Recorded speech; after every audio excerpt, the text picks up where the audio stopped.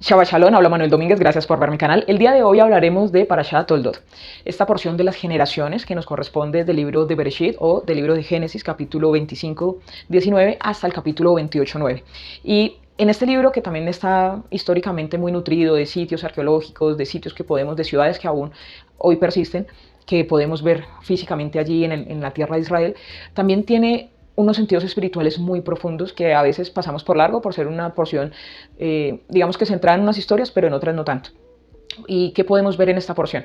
Principalmente vamos a ver el nacimiento de los gemelos, de las generaciones, de cómo la vida se empieza a abrir paso, empiezan a ver ya no solamente a Abraham, sino su hijo, sus nietos, y aquí en adelante se empieza a perfilar lo que es la historia de una familia, la historia del pueblo de Israel. Al inicio es un tema muy general, muy de la humanidad, cómo fuimos creados, cómo llegamos a esta materialidad, el reset que se hizo en tiempos de Noé, se destruye el mundo, borrón y cuenta nueva, seguimos, claramente hubieron pueblos, hubieron muchas culturas, de hecho en las generaciones se narra que los mundos se crearon y se destruyeron, por eso siempre dice, y vivió tanto tiempo, tuvo hijos y murió y así, que es lo que aparece en el Génesis, pero empezamos a centrarnos en un personaje que es Abraham. Abraham, en el que son benditas todas las familias de la tierra. Abraham va a tener al hijo de la promesa, que es Isaac, donde se empieza a perfilar un camino único hacia una familia especial, a un pueblo escogido, que está escogido para poder traer luz al mundo y que dentro de sus células, dentro de lo que anhela como tal cualquier descendiente de Abraham, es de poder traer luz al mundo. Por eso más adelante va a decir que seamos sal y luz de la tierra, porque es el anhelo que tenemos de poder traer el cielo a la tierra, de traer las bendiciones, de hacer que esta humanidad tenga esa conectividad con Dios y que podamos tener esas bendiciones de lo alto, que es de lo que se trata realmente toda la Biblia, claramente dentro de estos 5 primeros libros que son la base, y de cómo el desarrollo histórico pues, nos va llevando en que siempre hay un intento de poder conectar con la luz divina para que la luz divina llene este mundo. Es básicamente lo que desea el ser humano. Y aquí empezamos con estas generaciones, los mellizos. Después vemos que dentro del transcurrir normal de sus vidas, uno le vende la primogenitura al otro. Recordemos que ya se le había dicho a Rivka que el mayor serviría al menor. Y va a haber un momento, como un flashback aquí en la historia, donde va a haber una crisis económica mundial, donde hay hambre y la huida de Jacob hacia tierra de su tío Labán. Claramente, no sin antes hablar de las bendiciones y el padre qué bendición le dio hacia el mayor o al menor, o bueno, a los mellizos, de cómo se bendice. Y claramente a Esab no le gusta la idea y Jacob debe huir para preservar su vida hacia tierra de su tío Labán. Recordemos que este árbol genealógico o el mapa que teníamos en el mundo de los lugares o los primeros asentamientos, todos eran familia acá, entonces él va hacia casa de su tío, de donde ya había venido o habían traído a su madre, a Rebeca o a Ribka. Hay un pueblo escogido, hay un linaje que viene a representar todo esto y a preservar históricamente los escritos para que hoy podamos estudiar estos libros, que podamos estudiar las porciones, y es el pueblo de Israel. Entonces se va a empezar a perfilar un tema de generaciones, por eso esta porción se llama las generaciones. Pero aquí empezamos a ver que dentro de Rivka o dentro de Rebeca los mellizos peleaban y ella tiene que ir directamente a este lugar, a la universidad del momento, que era de uno de los descendientes de Noé, allá al sitio donde está Shem, y él, inspirado en Dios, le dice que hay 2 naciones y que el mayor serviría al menor.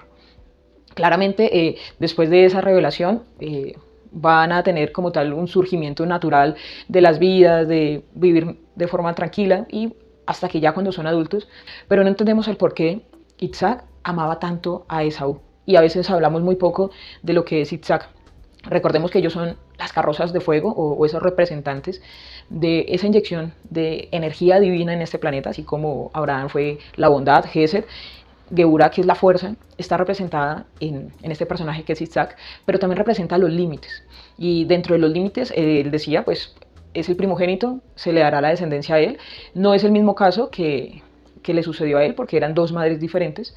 En este caso él preserva, digamos que lo normal de cualquier cultura, que es el primogénito, es el que hereda, pero no tenía en cuenta las palabras que tenía en este caso Rebeca de Shem, que el mayor serviría al menor, ¿sí? Digamos que él lo vio de una forma más natural, más de la tierra, y también pensando en cómo murió Sara. Sara murió en el lugar de los 4 elementos, y posiblemente dentro de esta necesidad de traer la luz a la tierra, que lo vamos a ver también en las historias de los 12 hijos, ellos decían algo así como, son 4 personajes, son 4 mundos, con Abraham, el padre, Isaac, y Jacob, que haga la parte del tercer mundo. El reinado sería directamente responsabilidad de Esaú y que él tendría que reinar. Recordemos que también hay un enlace allí con respecto a los reyes de Edom, que estos fueron los reyes de Edom antes que hubiera rey en Israel, porque este tema del reinado en Edom tiene que ver mucho con los mundos anteriores y también tiene que ver mucho con la visión que Isaac tenía de sus hijos, de que él iba a reinar, de que así se iba a traer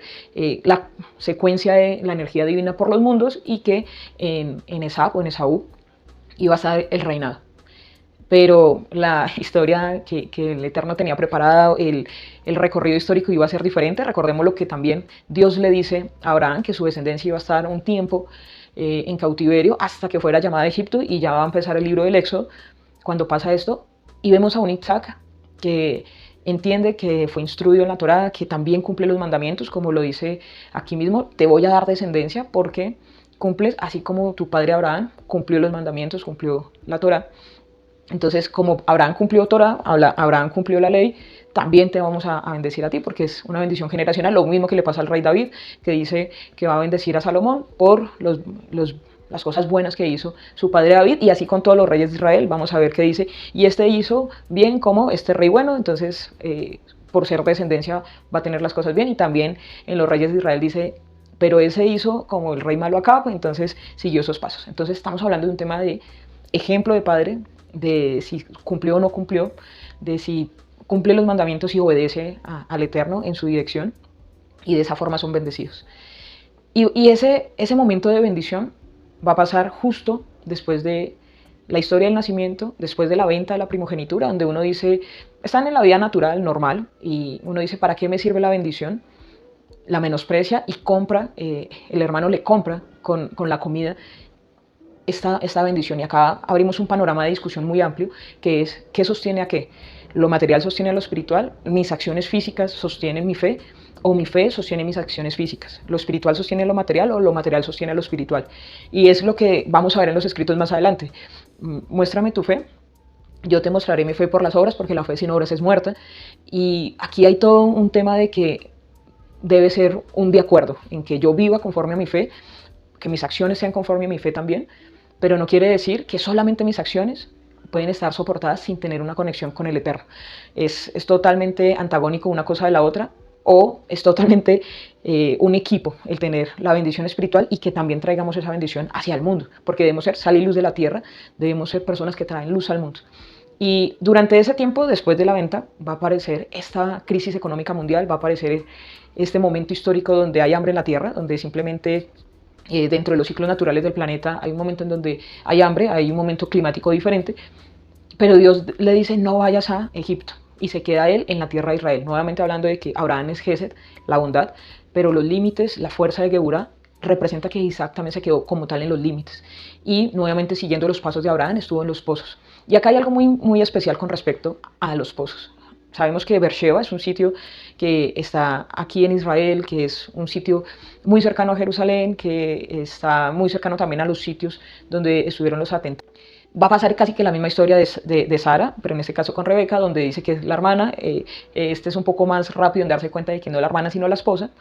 Y aquí empieza a haber un pacto de paz, un sitio de pactos como son los pozos. Sin embargo, vemos que, como lo que dice Génesis capítulo 26-20, hay 3 pozos que abre Isaac: el de Esek, el de Simná y el de Rehobot.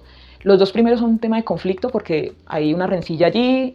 Sabemos que Beersheba es un sitio que compró también Abraham, que estos sitios de los pozos los compra Abraham, que lo vimos en los pactos que vimos anteriormente. Sin embargo, las personas no entienden esto. Las personas no entienden la compra, no entienden la posesión del pueblo de Israel y también esta posesión metafísica. Pero al final, en uno de estos pozos hay nuevamente un pacto. Y esto me recuerda mucho lo que habla Santiago, que dice que los frutos de justicia se siembran en paz para los que hacen paz. ¿Sí? Este tema de sembrar en paz o de tener un fruto de justicia es de aquellos que son pacificadores. Y entender que los pozos de Beersheba es un sitio donde se hicieron juramentos de paz, pero que a pesar de estos juramentos de paz, Hubieron siempre rencillas, siempre alguien quería tomar estos pozos, alguien se hacía dueño de ellos y siempre estuvieron como con este tipo de conflictos que, bueno, hasta el día de hoy sabemos que hay algún tipo de conflicto allí en la zona. Pero lo interesante es que en hebreo los pozos se dicen Ber, ¿sí? Por eso Beersheba.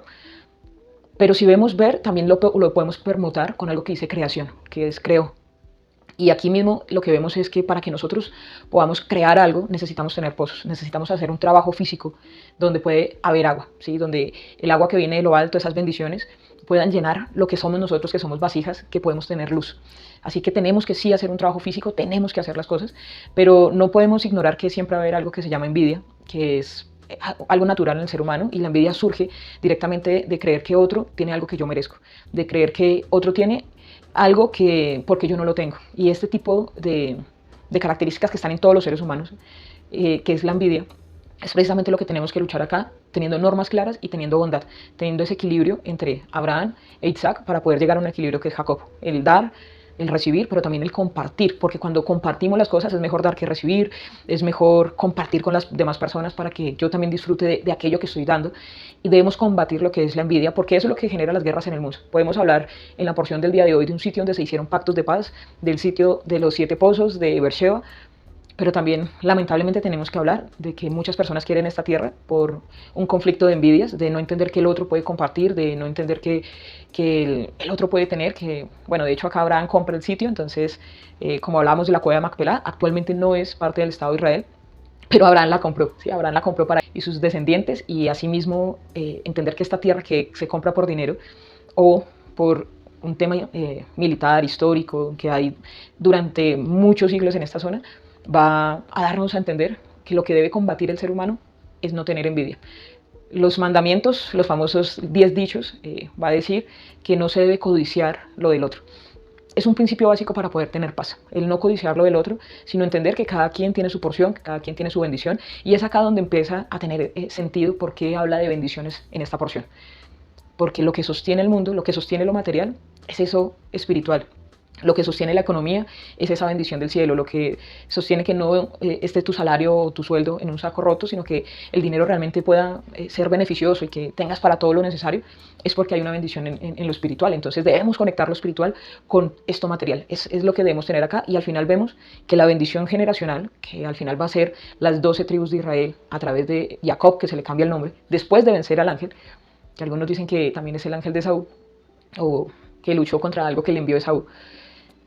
Podemos ver acá que la bendición es muy importante. Nuevamente, hablando de los 4 elementos y de lo que Isaac creía que iba a ser el reinado de Esaú, las bendiciones de Esaú son muy materiales, son que la tierra te dé las cosas, que la tierra te dé el rocío, muy materiales, pero las bendiciones más elevadas claramente se las llevó Jacob, que va a tener que tener mucho más allá, que va a tener que ir mucho más allá de simplemente recibir la bendición, sino también ser procesado en su ser, de todo lo que le va a pasar en la siguiente porción con su tío Labán.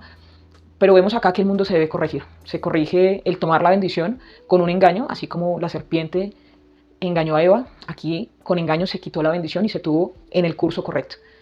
Acá también vemos que los hermanos van a tener una rencilla, pero al final van a tener una reconciliación. Y que lo que debemos hacer como humanidad realmente es reconciliarnos y entender que lo que tenemos lo debemos apreciar. Pero si lo despreciamos y otro lo tiene, no tenemos que sentir envidia. Simplemente entender que posiblemente desperdiciamos una oportunidad, pero que el Señor igual es muy, muy infinito para poder darnos más bendición, más oportunidades y seguramente cosas que nuestra alma va a necesitar para poder bendecir también a otros. Recordemos esto de que es mejor dar que recibir, que es mejor en este caso ser bondadosos, tener esa caridad, y como lo dicen los escritos del Nuevo Testamento, a los pobres siempre los tendrán. ¿Pero para qué los tendrán? Para poder ser dadivosos, para poder ser generosos. Así que si quieres ser generoso, debes tener una bendición. En lo material también debes tener esa bendición para también poder dar. Y que en las familias entendamos esto para no tener conflictos entre hermanos, conflictos entre sociedades, conflicto entre países. Sino que entendamos que cada quien tiene su porción. De hecho, cada país tiene su tamaño según la cantidad de hijos de Israel que tiene. Así que dependemos 100% de estas leyes naturales, pero estas leyes naturales vienen de unas leyes espirituales que las sostienen, que las rigen, y que lo que queremos todos nosotros es poder ser vehículos, ser pozos donde podamos ser vasos de honra, como lo dice Pablo, y podamos traer luz al mundo, que podamos traer esa bendición de lo alto, y que sin importar si es con 4 personas, con 12 personas, si siendo 10 personas, como lo vamos a ver más adelante, sin importar la cantidad ni el mecanismo espiritual o metafísico que queramos usar. Lo importante es ser luz en esta sociedad. Shalom a todos.